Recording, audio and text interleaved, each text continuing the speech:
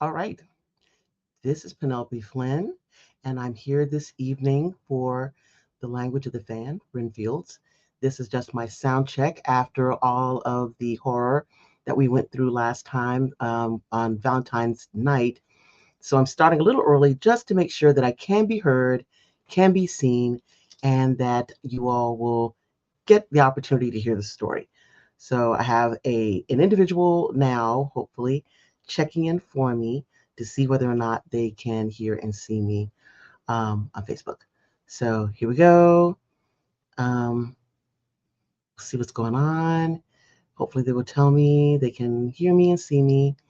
And then at 8 o'clock straight up, we'll get started.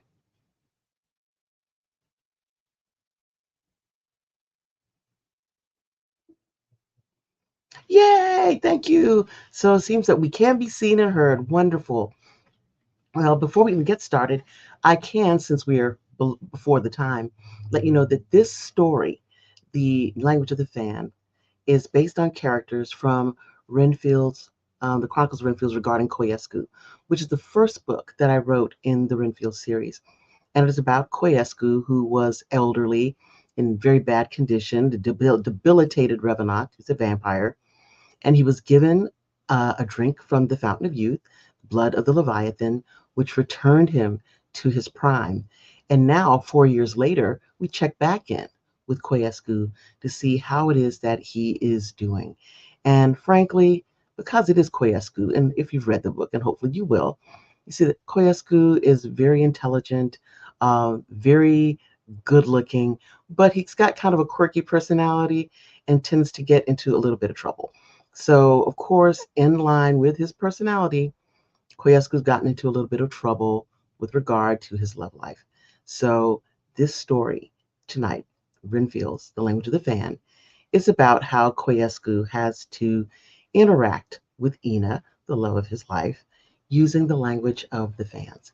And if you haven't seen it, the language of the fans is posted either on the Penelope Flynn page, Penelope Flynn, my personal page, also on the Renfields page and Renfields group in Facebook. So if you want to know what the fans are saying, I pretty much tell you what the fans are saying as we go along. I'm not going to leave you in a lurch, but stick around, and it is about time.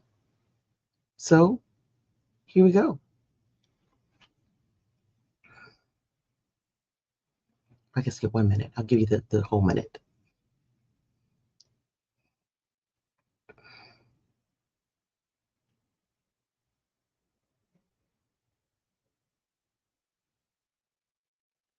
And if you have your fans with you, you can follow along with the motions of the fan. All right. The Chronicles of Renfields, The Language of the Fan, by myself, Penelope Flynn. Most eminent Koyescu, eminent Koyescu, it is time that you took a bath. Koyescu heard Gertrudis admonish him, yet he burrowed further under the covers. What she said aloud was, "You are a revered Revenant. How you present yourself to the world not only reflects upon you, but reflects upon your household and House Striga. I implore you, most eminent Koyescu, please get up today." However, what she spoke within the confines of their mind speak, those conversations that were only accessible to those with whom he had private unspoken communications, she said, "For pity's sake, will I have to drag you out this morning? It's been 2 weeks, and this room smells like a sty." He replied aloud, moaning from beneath the covers, "What is the point in bathing or anything else?" "Stop acting like a child," she continued in their mind speak, stripping the blankets from the bed after a short lived tug of war, then said aloud, "This has gone on for too long. The water is nice and hot. You need to be scrubbed and your hair needs to be washed." Koyasku groaned. Over the past 4 years, the relationship between him and his Renfield housekeeper, Gertrudis, had changed drastically. Any biting of the tongue that she had engaged in previously had evaporated completely. At one time, he was without a doubt more than 800 years her senior, but with the infusion of the blood of the Leviathan, a fountain of youth, gifted to him from the head of the Renfield clan. He now appeared to be nearly the same age as his housekeeper, if not slightly younger. She used this physical revision to her advantage and bossed him around like a younger sibling. Get moving, Georg, she commanded, pulling the pillows from underneath his head and stripping them of their cases. I've got lots of work to do today, and I don't have time for this. Give him a moment, he heard Isaac, his valet, say. I'm sure he will be ready soon. 4 years earlier, Koescu learned that Gertrudis, his housekeeper, and Isaac, his valet, were a couple. They had been in his employ for decades, actually over a century, and he hadn't even the civility to have known or cared. Yet they maintained his household, helped him find his way in a world that had previously passed him by, and truly cared about what happened to him. In truth, he no longer considered them as servants, as Revenants referred to their Renfields, but as equals who were simply in his employ. The pang of guilt from decades of thoughtlessness folded his torso and straightened him up to sitting. It made no sense for him to continue lying in bed. All the bedclothes were gone, and he was left there in the chilly room in his thin pajama bottoms. Technically, it was nearing spring, but winter didn't appear to have taken note. With the promise of a hot bath awaiting him, he rolled out of bed and made his way to the tub. Although his transformation 4 years earlier had gifted him with many of the abilities that Renfield hybrids were born with, he still clung to many of the traditional Revenant ways. His strawberry blonde locks, which had been lopped off at his request 4 years earlier after the transformation that returned him to his youth from the brink of decrepitude, were once again flowing past his shoulders. He still felt more comfortable using a reflector than a mirror. The reflector was an ingenious device of vertical hanging water created in the Abesian homeworlds, which was the only way that Revenants could see their true reflections in the new world of the paradox. Although he was now able to see himself in a mirror, there were still nuances of his appearance that could only be appreciated through a reflector. The same way that most Renfields' voices could not be heard in true fidelity on telephones or recording devices, and that Revenant voices could not be heard at all. In fact, even within the paradoxan community itself, there were individuals who retained traces of Revenant lineage. There were several markers, but the one that stood out most was when one of them would say to another, "You don't sound the same on the telephone as you do in person." These and other indicators were the effects of transdimensional travel, how beings from the Abesian homeworlds over millennia cast their great shadow on the world of the paradox. Koescu left the reflector and entered the bathroom where Gertrudis stood at the ready, armed with a scrub brush and sponge. For almost 4 years he managed his own bathing. Being able to stand for long hot showers was a benefit to regained youth that he never took for granted. Prior to that, his bathing ritual was attended by Gertrudis. Back then, as an elderly male, being helped into the tub, then scrubbed head to toe by his curvaceous, buxom brunette housekeeper, this was considered routine. However, when Isaac came to realize that Koescu was still being bathed by Gertrudis nearly 2 months after his transformation, well, that practice came to a screeching halt. As Isaac put it, he believed that Koescu was quite capable of handling his heavy equipment on his own. The fact that Isaac had even consented to Gertrudis drawing his bath that morning spoke volumes as to the level of his perceived decline. He sighed as he stepped into the tub and submerged completely under the scented, heated water. It was a balm for his soul. Isaac laid out his clothes, but all the while kept a watchful eye as Gertrudis scrubbed his body and washed his hair. He was almost brought to tears. No physical contact. He had not had any physical contact in nearly a year. Certainly, he engaged in the scheduled imbibing as all Revenants and Renfields did, but there was no intimacy, no caressing, no touching beyond the mechanical ritual of fleams or fangs piercing blood vessels and satisfying the ancient bloodlust. In his day, very few were saved from his charms. He was a master of the physical arts of war, gastronomy, and sex. These things he was able to enjoy for millennia, until he couldn't. Koescu was not born in the world of the paradox. He was an Abesian born and raised in the homeworlds of the Obinur, the paradox's sister universe. For Revenants who were born in the paradox, old age came to them slowly, delicately. But for Ebesians, it pounced. Yes, he lived for millennia, but when old age came, it did not whisper. The decline was a loud, deafening crash. His lush gray hair thinned over a span of years rather than decades. He could no longer deface confidently, nor could he fly. In the final years of that decline, his fangs no longer descended, and his fleams were too blunt to break skin. There was no denying the fact that his older self's thoughts of intimacy were nostalgic and wistful. But now, desire, need, hunger, and thirst were present, satiable, and maddening. His older self had felt the loss of physical connection like distant memories, like echoes, but now the lack was sharp, biting, and intrusive. 4 years earlier, he gladly traded his status as an elder statesman of House Striga for this new lease on life, this return to his prime. But after nearly 4 years of the perfection of youth, his depression had returned him to his life as a hermit, along with the previously forgotten understanding that virility possesses its own snares.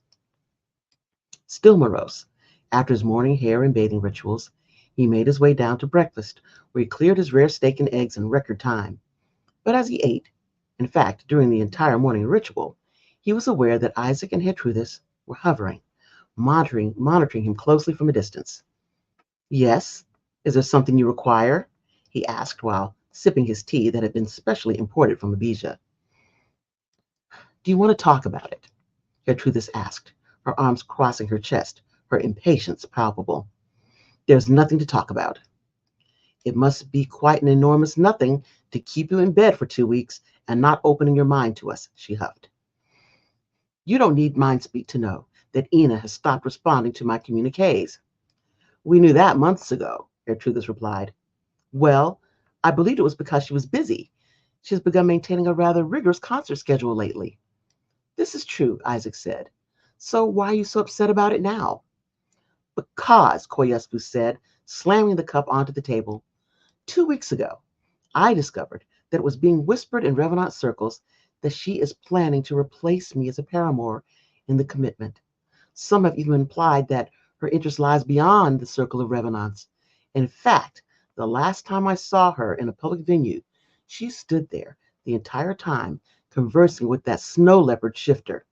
She even denied my connection to Mindspeak and acted as if I wasn't there.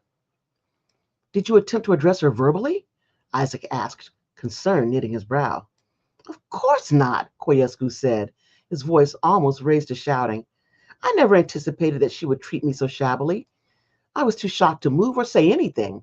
I stood there like a fool while everyone else laughed, sang, and philosophized. I crept away as fast as I could, relieved that no one seemed to notice. How long ago was that? Gertrudis asked, dropping her guard and showing a modicum of sympathy. 6 months, he replied, crestfallen. 6 months, Georg? Why would you keep this to yourself all this time? What have you been doing? She cried. Koescu, if I might say, Isaac interrupted, you've crafted hundreds of correspondences that have never left your desk. You leave the estate, taking extended drives from nightfall to daybreak, returning with no scent of blood on you, no imbibing, no violence, no sex. This is unnatural. I have been managing the situation in my own way. By avoiding it? Gertrudis asked. Koescu hung his head. She was correct in her assessment. The gardening, the long drives in the country after dark were all attended with extended sessions of damning Ina's cruelty and lamenting his loneliness. Koescu, you need to confront her, Isaac added. Koescu jumped from his seat in a panic. No. Oh, no. I could never confront her. What if she says she never wants to see me or speak to me again? It took over 100 years to get her back. If she told me now that she was done with me, I couldn't stand it. But you can't go on like this either, Gertrudis said, patting his shoulder. You have to do something. Both Gertrudis and Isaac offered their individual words of comfort through their mind speak, then left him to ponder his next move. He retired to his study, then after an hour, with no success producing a letter that could melt the ice in Ina's heart, he finally dredged up the humility to suppress his embarrassment and drive to the city of Philadelphia. There he planned to reach out to his friend Rael, with whom Ina had resided for more than 200 years. In truth, but for his intransigence and arrogance nearly 200 years earlier, Koescu would already have been happily residing with them as the third party to their permanent commitment. Arriving in Philadelphia, he drove his vehicle down the narrow streets until he arrived at the familiar address. Although he had been there countless times, he still marveled at it. Unlike his estate in the countryside, Ina and Rael lived in the heart of the city, steps from City Hall and the Opera House. Within the Renfield and Revenant communities, Ina remained a sought-after performer on the traditional Abesian instrument, the shabalkaran. Rael maintained his duties as a high-ranking member of the Revenant Council and as a patron of the arts in both the Paradox and the Homeworlds. The townhome, though not as expansive as Koescu's sprawling estate, was large for a city house and beautifully appointed, an eclectic aesthetic of a multitude of styles from the Paradox and the Homeworlds. Come in, Rael cried, opening the front door before Koescu could even knock. He laughed, pulling him into an embrace, and kissed him on both cheeks. It has been ages since you visited. I'm so glad to see you. Oliver has your room ready, and I've been pulling together an itinerary. Koescu wrinkled his nose. Rael looked even better than he had the last time they saw each other. Although the blood of the Leviathan granted Koescu youth, the gift had been much more generous with Rael. The effect of childhood infirmities, the result of a plague in the homeworlds that had placed limitations on Rael's height and aspect, were erased. His skin appeared even more bronzed, and his eyes sparkled in that gray lavender common in the Abesian homeworlds. But it was his height that was the most disconcerting. For over a millennia, Koescu and Ina had both towered over Rael, but now he and Rael were nearly eye to eye, and if there was an advantage, it seemed it was leaning in Rael's favor. Rael strolled through the house, pointing out the new art pieces that had been added to the home as they made their way to the sunlight-dappled courtyard. Koescu was breathless as they passed the large curtained portrait of Ina, her lovely fleeing smile only partially obscured by her lace fan. He recalled the sitting all too well. The message she was communicating to his libidinous gaze was, "You are too willing." And indeed he was.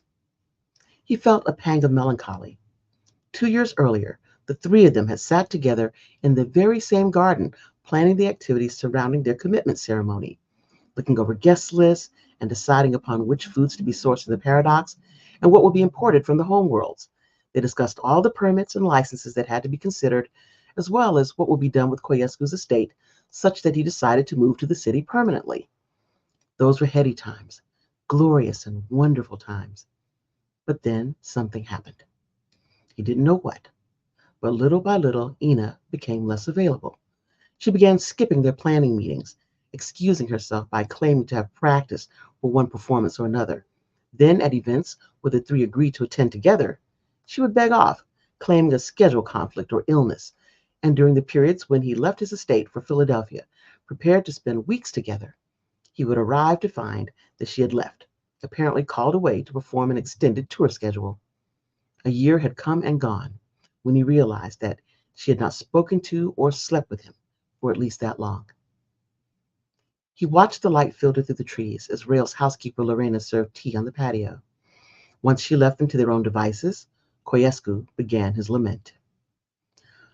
"I don't know whether you have noticed, but it's been over a year since Ina and I have shared the same bed." Rael pursed his lips and nodded, raking his fingers over his goatee. "Yes, I had noticed. So I was wondering whether you had any idea as to why she has turned so utterly cold."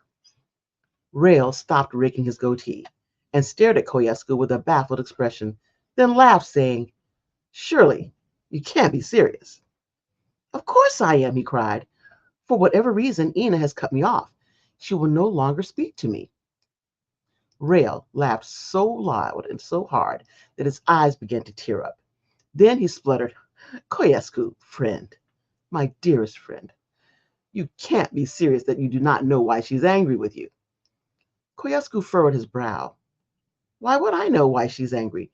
She hasn't spoken to me in nearly a year." "And what did you talk about the last time you had a conversation?" "We just discussed her performances and her tour schedule."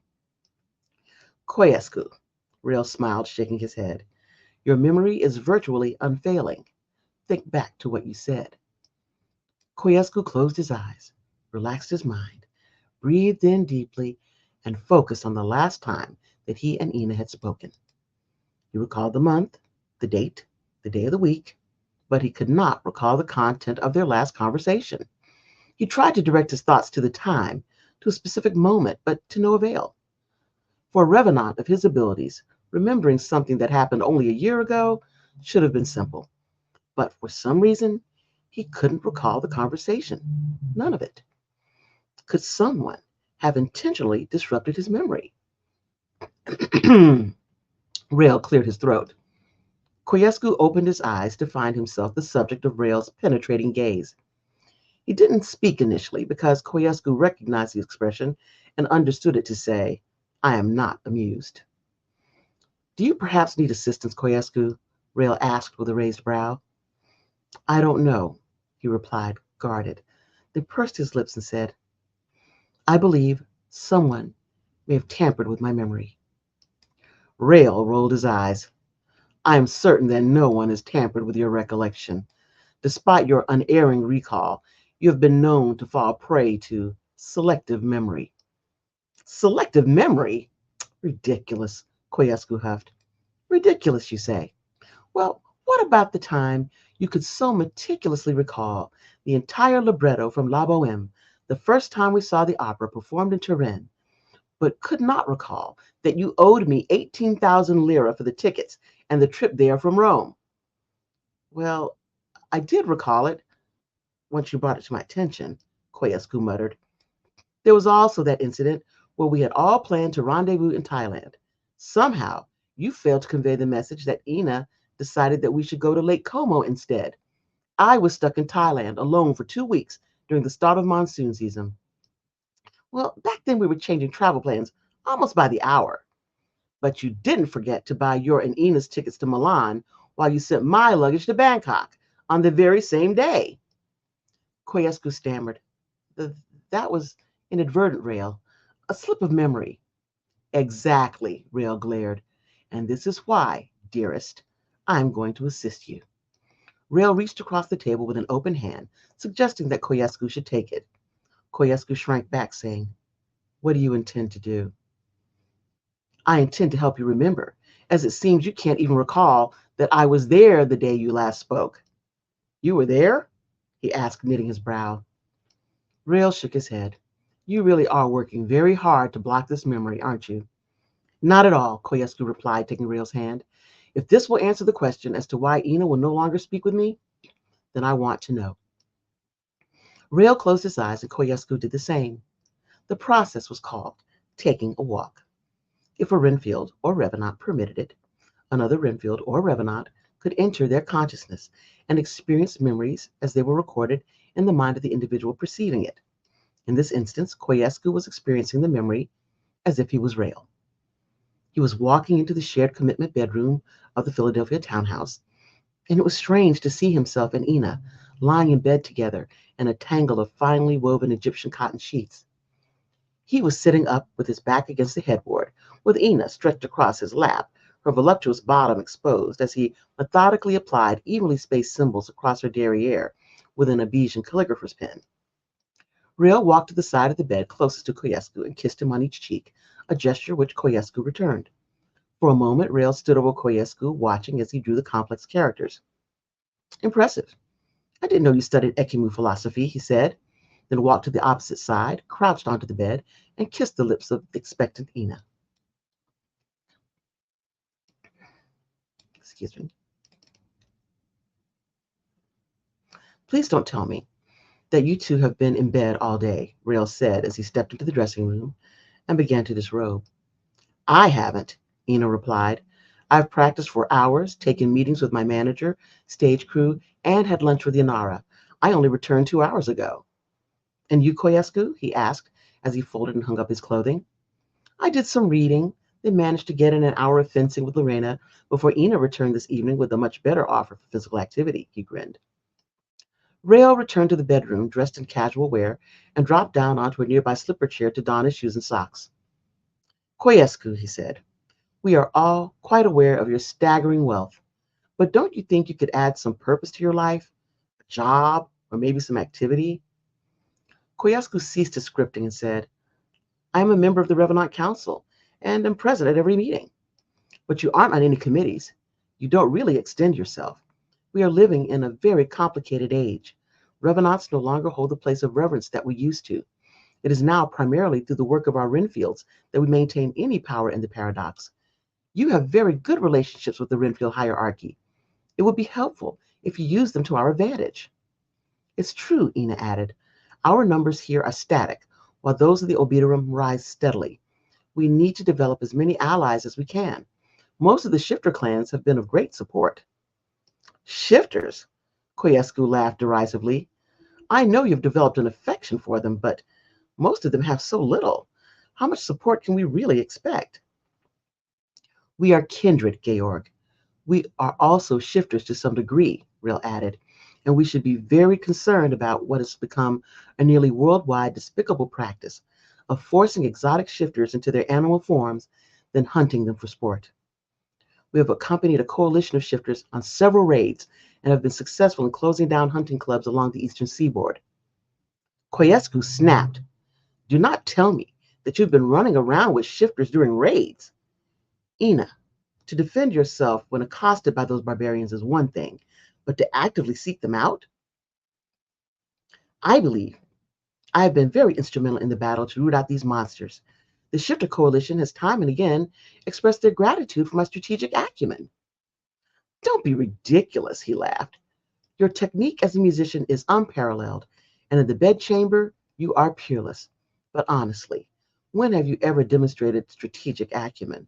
Surely this is just an excuse to be in close quarters with you, using your kindness to take advantage of you. That day, when Ina was draped across his lap, Koescu had not seen the expression on her face. But now, from Rail's perspective, he could see the shock and the hurt. I assure you, Koescu, Ina is quite aware of what she's doing, Rail inserted, aware of the damage that had been done. Koescu knew that he had felt Ina's shock and humiliation as well, and had conveniently chosen to suppress the memory. When he opened his eyes, Rail was no longer glaring. He was staring at Koescu in pity. Rail, please, Koescu begged. You must speak with her. Tell her that I didn't mean it the way it sounded. Rail blew out a long, noisy sigh, saying, I would like to, but this situation is beyond my help. Koescu was momentarily sullen, harboring the thought that Rail wouldn't help because the last thing he'd want was for Ina to cast him off as well. But the thought was fleeting. He had no right to be angry with Rail. It was his own fault.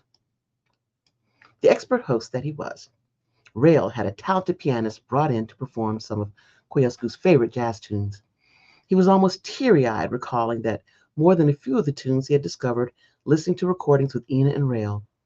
How in the world could he have ruined things yet again? After the performance, and at Rail's suggestion, the woman offered her wrist to Koescu for imbibing. Out of courtesy, he accepted, piercing her wrist with his incisor fleams and drawing back 3 full draughts of her blood. It was the least amount to take when there were only 2 guests. To take less was an insult to the donor. When he grasped her hand and forearm, making physical contact, her thoughts flowed to him where additional, more intimate services were offered, but he declined. And although Rail implored, he rejected the offer to stay the weekend. Instead, he left the city before nightfall, driving the 2 hours back to his estate, all the while wondering whether he even had the right to attempt re-entering Ina's good graces. Koescu woke the next morning to the sounds of Isaac and Gertrudis outside his bedchamber, whispering sharply. He lay under the covers for several minutes and then connected to their mind speak, interrupting them with, Why bother whispering if you're going to do it so loudly?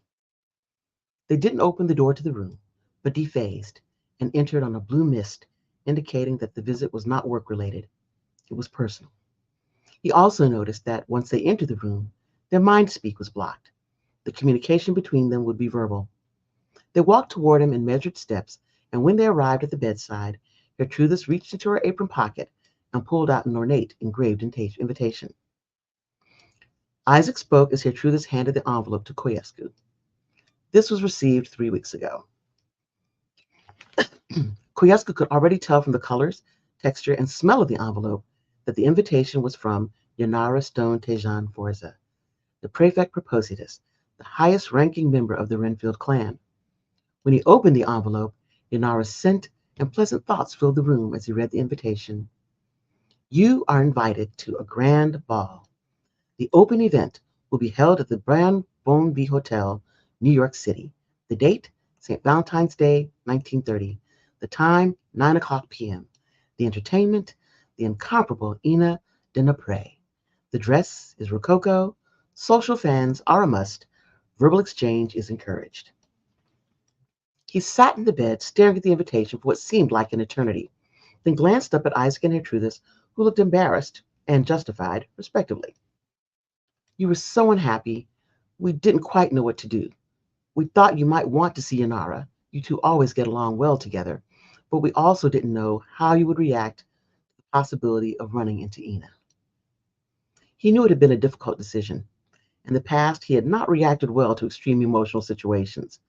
Isaac and Gertrudis had been specially assigned to manage his household by Yanara Stone Tejan Forza herself to ensure his well-being. He considered the invitation, then asked, If you weren't sure of my reaction, why did you decide to give this to me? We gave it to you because this is your life, and we don't have the right to decide for you. Whether you go or not, whether it brings you joy or pain, these are for you to determine and experience. Koescu nodded, then said, The event is tonight.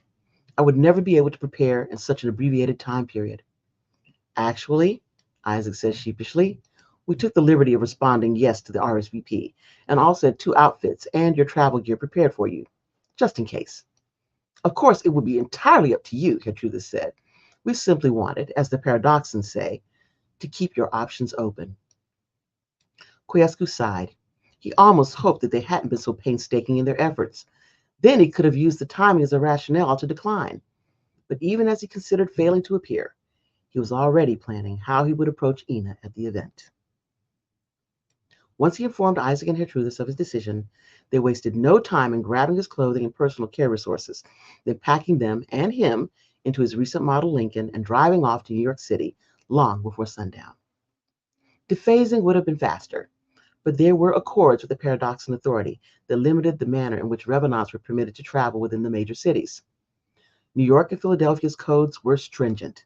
Any nocturnal travel was required to be done in the company of a Renfield, and Renfields by law were required to enforce the code provisions that kept Revenants from seeking their own means to slake their bloodlust. So although Gertrudis and Isaac were his friends and companions, Koescu always knew that their allegiance to the code of conduct agreed upon between Renfield International and the Paradoxan Authority was inviolate. The trip took several hours with scheduled stops at authorized Renfield and Revenant accommodation and refueling areas. But despite his earlier misgivings, Koescu had to admit that he was excited. When they entered Manhattan, the city's electrifying energy was infectious. Billboards and handbills posted on walls and utility poles laid out the variety and quantity of activities to be enjoyed, and the traffic of individuals and vehicles reminded him of why he often longed to return to life in a city. We have arrived, Isaac said, as they maneuvered close to the curb in front of the entrance to the hotel. The venue had long-term contractual relationships with Renfield International, so the staff was knowledgeable and precise. The bellman swarmed the vehicle, assisting with the luggage and directing the vehicle's 3 occupants in through the front doors, while the valets moved the car to the hotel's garage. Inside, there was much activity in the cavernous Art Deco-inspired lobby, as Renfields and Revenants from outside the city checked in and were escorted to their rooms. He was not surprised that Isaac and Gertrudis had acquired a 2-bedroom penthouse-level suite to accommodate the 3 of them during the 3-day stay. The moment they had completed unpacking and stowing away their clothing, the 3 headed into the appropriately darkened bedchambers to rest up prior to the event. Lying in the dark in the penthouse, he focused on the ballroom, and even from the distance, he could hear Ina and her crew going through their dress rehearsal. He fell asleep to the strains of her contralto singing a love song he had always hoped had been written about him. At 8:30, Koescu stood in front of the reflector provided by the hotel, admiring what he saw.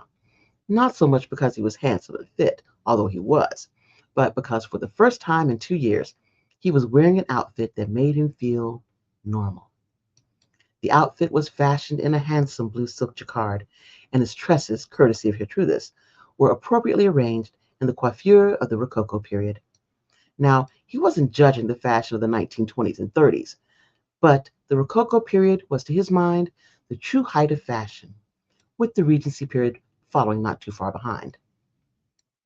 There was a sharp knock on his room door as Isaac's voice rang out. Eminent Koescu, the event begins in 30 minutes. You require any assistance? I'm fine, he said, as he walked out, fussing with his waistcoat and jabot. Instead of being greeted by Isaac in his clothing of the period, Isaac was clothed in his dressing gown. Where are your clothes? We have less than half an hour to prepare. Wearing his most serious expression, Isaac replied, Gertrudis isn't feeling very well. Koescu's expression fell. Is there anything I can do? Maybe we should call the hotel doctor. I don't believe that will be necessary, Isaac added, at the same time that there was a knock at the door and a bellman calling out, Room service! Isaac quickly opened the door, thanked the bellman, and dragged the cart inside. Room service? Koescu asked with a quirked brow. I thought I would start with some home remedies. Koescu rolled his eyes. Oysters? Champagne? Is the Bijan blue roe even allowed in the paradox? Koescu asked as his keen sense of smell picked out the variety of aphrodisiacs and pleasure potions secreted under the large gold dome. A roguish smile spread across Isaac's face as he reached for Koescu's jacket and held it open for him. So you two won't be joining me, Koescu said. No, we won't. You have to do this yourself. Something tells me that this penthouse was held in advance and for reasons having nothing to do with my problems with Ina. And you would be right, Isaac said, making a great show of directing his attention to a red hand fan sitting on the console table near the door. They really don't expect me to use this thing tonight, do they? He asked as he unceremoniously grabbed the fan and shoved it into his waist pocket. It is the evening's theme, harkening back to the days when polite society employed the language of fans to communicate casually when in public. As I recall, you were reportedly quite the practitioner in your day, Isaac grinned. What is the point of fans? Koescu huffed. Once we introduce ourselves and come into physical contact, we will be able to use our mind speak to communicate. The only reason Revenants and Renfields ever employed the fans was when we were consigned to interact with paradoxans and the obiterum. Isaac smiled broadly. Oh, no, Koescu said, stepping back and away from the door. Please do not tell me that this is an open event. Not only do I have to deal with nosy Revenants and obsequious Renfields, but now you're telling me that tonight I have to interact with shifters, elves, and fae, among others. You mean paradoxans? He groaned. It was on the invitation, Isaac smiled. Koescu grunted as Isaac slipped the custom-tailored silk jacquard coat over his arms, opened the door, and bade him farewell. As Koescu stalked the hallway toward the elevator, he grumbled, If obiterum weren't bad enough, now I've got to deal with the paradoxans. Paradoxans were the native populace of the dimension, the world his kind referred to as the paradox. In the Abesian homeworlds that he hailed from, all things tended toward neutrality, twilight, and shades of gray. But here in this world, there were extreme contrasts and contradictions, bright lit days versus dark nights, vast oceans of water versus vast oceans of ice and sand, great wealth versus great poverty, the educated versus the ignorant. It was no wonder that explorers from the homeworld's psyches fragmented in this place, rendering them civil and sophisticated on one hand, and then feral and monstrous on the other. Going down, Eminent Koescu? The uniformed elevator operator said in Abesian, asking the obvious, as there was nowhere to go but down from the penthouse floor, but he began the descent before Koescu could respond. Standing next to the uniformed gentleman, he scrutinized him. The man was tall, well-built, with a resonant voice and pleasant smile. Koescu sniffed, then wrinkled his nose. You aren't a Renfield, are you? The man smiled. No, I am not.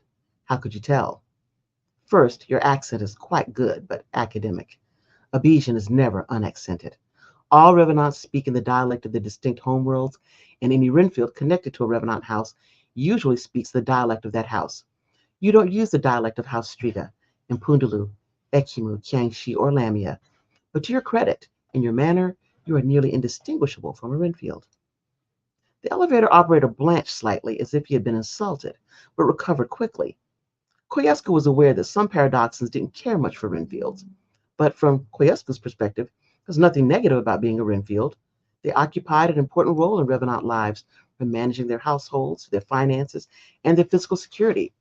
The Revenant-Renfield relationship was as contractual as it was familial. He continued, "You've employed the finer points of Revenant and Renfield etiquette. A few thousand years ago, you would certainly have been the type of individual selected for the breeding programs that began the creation of what are now known as Renfields. With their hybrid lineage, they've retained all the benefits of Revenant lineage with only few of the detriments." He sensed a sharp pang of resentment from the elevator operator, even though his expression never changed, which was truly a Renfield level response.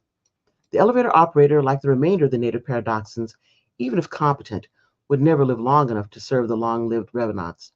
Renfields had been bred to have extended lifetimes, to manage the Revenants' care and maintenance, and over the centuries, the Renfields had acquired the vast wealth, education, political, and social connections to ensure that Revenant existences were unperturbed even as the times changed.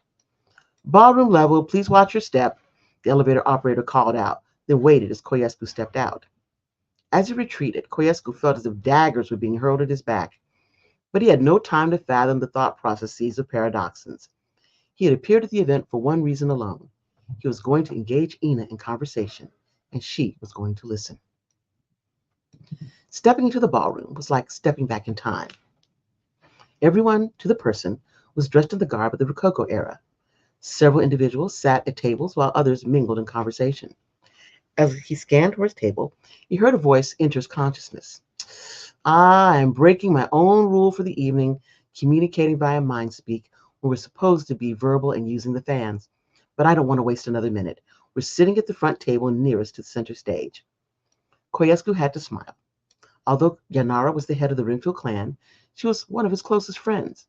In another lifetime, he knew that they would probably have been more. When he arrived at the table, everyone stood and made their introductions. He already knew Sebastian Forza, Yanara's partner in her commitment, and also CEO of Renfield International.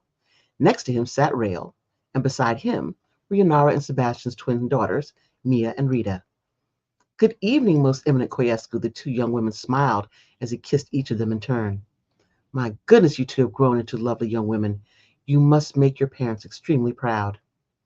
Koescu marveled at the two that he had known since they were infants, acknowledging that the two of them were still nearly identical, the only difference being the eyes, one with the brown of their mother and the other the blue-green of their father.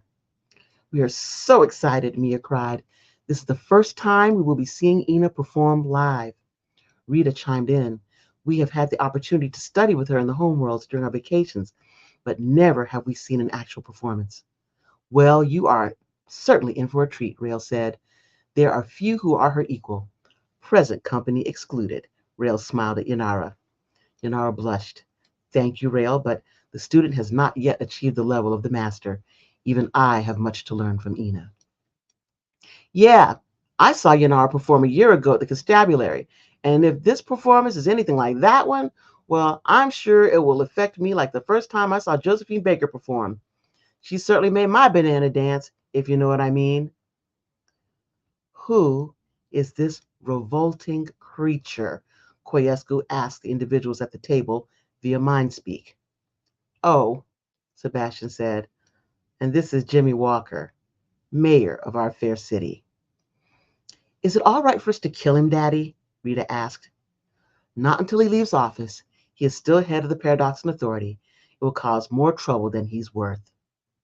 The twins sighed as Mayor Jimmy Walker continued his raunchy routine. Fortunately, the lights flickered twice, informing the guests that it was time for the performance to begin. The hum of the strings of the Shabalkaran sang out from behind the curtains, and when the curtains opened, they revealed Ina, resplendent, dressed in the semi-revealing robes of the master Shabalkaran artist. The Shabalkaran was not like any instrument in the paradox. One didn't blow into it or sit and play its keys. The instrument was more akin to a harp, and percussives connected to gymnastic equipment with platforms for rotating and lighting. The performer not only sang, but danced and completed feats of flexibility and strength while singing tales that were ancient and modern. Koescu watched as she performed, rapt with every chord played, every note sung, every dance step taken. Only Rael could truly understand the love poured into the performance and to whom the tales were dedicated. When she sang of a lost love whom she thought she would never see again, and her joy at recovering him and holding him again in her arms, Koescu nearly wept. Not because the words were about him, but because when she sang them, he could feel nothing. No emotion flooded from her as it had in the past performances. He felt hollow as the remainder of the songs played. He sat in his seat until the last strains were played, trying to determine whether he could sneak back into the suite without Isaac and Gertrudis hearing and then pelting him with questions. As the ballroom applauded, he joined them, then looked up at the stage where Ina was receiving accolade from the audience. But as her gaze swept the room, her eyes lit on Koescu, and at that moment he heard her mind speak. It was in paradox in English as she glared at the thought, "You son of a bitch." Koescu walked the ballroom as if he was walking on air. Ina was thinking about him. She was angry, but she had not frozen him out. He knew she was in her dressing room, so he waited, hoping that she would interact with him. But right when he glanced around the room, and to his dismay, the evening's real activities were beginning. The smiles and sweet talk were flowing like wine, while the fans came out like knives. One had to be cagey with the fan. Sometimes 3 or more conversations could be had by one person, depending upon who they were looking at and what motion of the fan they were employing. Koescu whipped his fan out from his waist pocket, but kept it positioned downward out of sight. He knew from experience that an errant movement from a fan could find a knife in your back or flames at your throat. He relaxed and watched as others began to play. A woman, a paradoxan it seemed, flitted her fan about, a bit too erratically. You could tell that a number of watchers were wondering whether she was indicating that she was married, engaged, was not dissuaded, or had a jealous lover. Eventually, the message went around the ballroom that she had no knowledge of the language of fans and was simply hot. He watched a Revenant and a Renfield couple negotiating a swap of who would imbibe from who. The woman appeared interested in offering from the ephemeral, to which the Revenant tapped the guard of his fan to his nose, indicating that he was intrigued. But the male Renfield, in exchange, wanted the Revenant to give them discretion to choose from where they imbibed, and the negotiation broke down. Most eminent Koescu, he heard the voice as he simultaneously felt the kiss on his cheek. "How are you, Ramona?" he said to the eldest of Yanara and Sebastian's brood. "You look lovely," he smiled, acknowledging her appropriate attire. "Oh, and this is my colleague, Nabil Aziz. I'm sure you've met." "Certainly," he said, shaking Nabil's hand. Although Ramona introduced him as her colleague, Koescu felt that there was more to the relationship. They made a lovely couple. "I gather your whole squad is here this evening," Koescu said. "Yes, we have several dignitaries from Revenant houses, as well as members of the Paradoxan Authority, so we can't be too careful." He heard voices rise in excitement, then saw that Ina had entered the ballroom dressed in a lovely red and gold gown, looking just as he remembered her from centuries past. Nabil and Ramona nodded, using their fans to communicate that they were taking their leave as he made his way to the circle of guests who were seeking autographs and conversation. When he was close enough, he clasped the fan in both hands and raised it, asking her to forgive him. She didn't make eye contact, but flipped her open fan downward, the indication being, "You are not forgiven." Koescu was undaunted. At least she was responding. When he caught her eye again, he touched his finger to the top of the open fan, signaling that he wanted to speak with her, to which she responded with opening and closing the fan several times, communicating, "You are cruel." To which he replied by drawing the fan across his eyes, pleading, "I'm sorry." She responded by looking straight in the eye, holding the fan over her left ear. "I wish to get rid of you." She then turned her back and began laughing with a few of her admirers. Koescu was dumbstruck. He had tried, but gotten nowhere. He dropped down onto the nearest chair, his heart sinking. What would he do now? He sat back and glanced around the room. People were dancing and talking. Then his eyes lit on a woman sitting in a chair at the table next to him. She was, in a word, stunning. Her skin was gray, not the gray cast of a Revenant, not ashen, but actually gray, unique. She smiled. He smiled back. She raised her closed fan and presented the handle to him. He was mortified, reaching to touch his mouth, and indeed, his fleams had descended. The woman laughed. It was like bells. Then she opened her fan in her left hand in front of her face, communicating, I am desirous of your acquaintance. Koescu ran his tongue under his descended fleams. It had been a very long time since he had been intrigued by any woman since reuniting with Ina. He stepped to the table, bowed, and extended his hand. I am Georg Koescu, Revenant. She replied, I am Denerai, succubus. Koescu almost fainted. He was not a lucky person. He never found money or ever had anything lost returned to him. But today, his luck had changed. Surreptitiously, she drew the fan down the side of her neck, asking, Are ye seeking libation? To which he immediately responded with setting the guard of his fan on his bottom lip. Are you offering libation? However, before she could answer, a body was standing between them. A body he recognized. It was a Renfield, Graham Duquesne, one of Ramona's lieutenants, who at 6'7" with the face and body of a god, was alternatively referred to as either Eros or Ares, depending upon the mood he was in. The two were acquainted, but not happily. What are you doing? Graham asked with a cold stare. I am having a conversation, Koescu replied testily. No, you are not having a conversation. You are propositioning my date, Graham replied, that communicated through his mind speak exactly what he would do to Koescu if he failed to make himself scarce. No, Koescu was not lucky. Before he could reply, he shifted his vision to the left of the irritated Renfield, and there was Ina, glaring and tapping her finger insistently on the top of her open fan before flipping the fan in front of her face with her right hand and stalking out of the room. Koescu immediately apologized, excused himself from the lucky Renfield and his date, and followed Ina out into the hallway. It didn't take long, did it, Georg? And a succubus at that. I wonder if she will be peerless in the bedchamber. Ina, I've been trying to speak with you for months. Even tonight you indicated that you wanted to be rid of me. Or maybe I just didn't understand. After all, I don't have much in the way of strategic acumen. Oh, Ina, he moaned, you know I didn't mean it the way it sounded. Of course, I have trouble knowing what things mean since I'm not very bright. Please stop. Ina, please.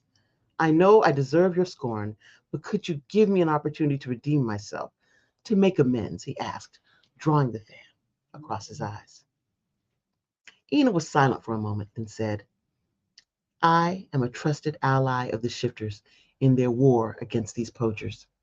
My performance crew are all trained trackers who travel with me to scour the nearby areas and locations where we have been informed that these clubs are being created.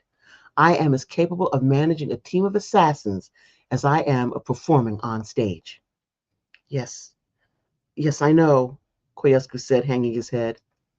Then why would you say something so cruel? He closed his eyes and muttered, I just wanted to dissuade you. Before you stopped talking to me, and long before the rumors began to spread, I knew that you were interested in that snow leopard, the one who follows you around to all your concerts. What snow leopard? You can't mean Hawan, if that is his name. Koescu knew that it was. So is it true? Have I been replaced? You're always with him nowadays. It was difficult enough for me to compete with Rail for your attention, and now I'm being replaced by this shifter. Ina blew out a long sigh, then said, Hawan and I are colleagues, soldiers in this war, nothing more. But if you felt that way, you should have told me. Why didn't you say something? We could have been spared so much heartache. He dropped his head, mumbling, I didn't want to seem jealous. But you are jealous. Ina chuckled. then began fanning her neck. Koescu grinned sheepishly, raised his fan, and touched it to his right cheek. Ina laughed, took his arm, and walked with him back toward the ballroom, touching the guard of her fan to her bottom lip. And Koescu responded, touching his fan to his right cheek. All right, and that's it.